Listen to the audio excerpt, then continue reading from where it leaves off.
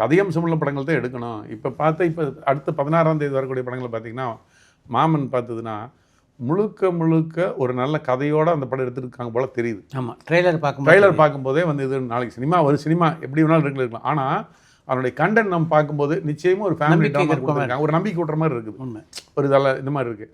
இப்படி ஒரு படம் வந்து குடும்பங்கள் கொண்டாடும் படங்களாக வந்ததுன்னா மட்டும்தான் இவங்க வந்து பார்த்திங்கன்னா இந்த 10-20 வருஷம் பார்த்திங்கன்னா பூரா அறிவால் ரத்தி கத்தம் குடும்ப கதையே கிடையாது. ஆனால் ஒரு குடும்ப இதே கார்த்தி படத்தை நீங்கள் எடுத்துட்டிங்கன்னா அந்த கார்த்தியினுடைய அந்த ஃபேமிலி ட்ராமா ஒன்று நம்ம பாண்டியராஜ் டைரக்ட் பண்ணார், மிகப்பெரிய ஹிட் அந்த படம்.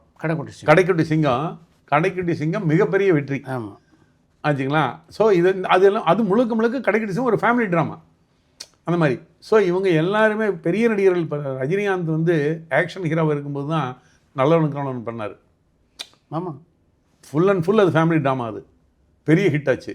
எங்கே இயக்கட்ட குரல், ஆறு விழுந்த எல்லாமே இவருடைய இமேஜுக்கு என்டையராக வேறுபட்ட படம். அந்த படமெல்லாம் எல்லாமே சூப்பர் டூப்பர் ஹிட் ஆச்சு அவருக்கு.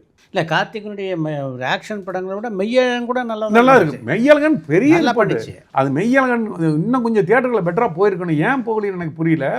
மெய்யழகன் வந்து பெரிய ஹிட் ஆச்சு அந்த படம் தான். அந்த படம் வந்து சாதாரண படம்னு சொல்லவே முடியாது.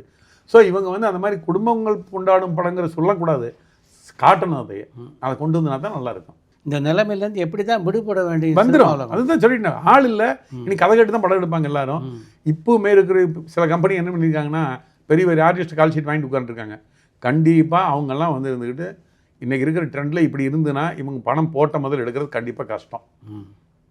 இப்போ உதாரணத்துக்கு வந்து ஒரு லைக்கான ஒரு பெரிய கம்பெனி, அவங்க உண்மையிலேயே எனக்கு தெரிஞ்சு நான் பார்த்த அளவுக்கு பார்த்தீங்கன்னா ஒரு பெரிய ஃபண்டோடு தான் வந்தாங்க சினிமாவுக்குள்ளே. ஆமாம், அவங்க ஒன்லி பெரிய படங்கள் மட்டும்தான் எடுத்தாங்க. பெரிய படங்கள் மீன்ஸ் பெரிய ஆர்டிஸ்ட்டை வச்சு மட்டும் தான் படங்கள் எடுத்தாங்க. அவங்க எடுத்து அந்த முதல்ல ஒரு 3-4 படத்தை தவிர்த்து மீது எல்லாமே வந்து எடுத்துட்டு அந்த ஆர்டிஸ்ட்டை நம்பி படம் எடுத்து மிகப்பெரிய நஷ்டத்தை சந்திச்சாங்க. எனக்கெல்லாம் உண்மையில பெரிய வருத்தம் தான். அவ்வளோ ஒரு நல்ல கம்பெனி, ஒரு ஃபண்டிங்கோட வந்திருக்காங்க, அவங்க பெரிய சக்ஸஸ் ஆகிருக்கணும். அவங்க கதையை நம்பி படம் எடுக்கவே இல்லை. கரெக்ட்.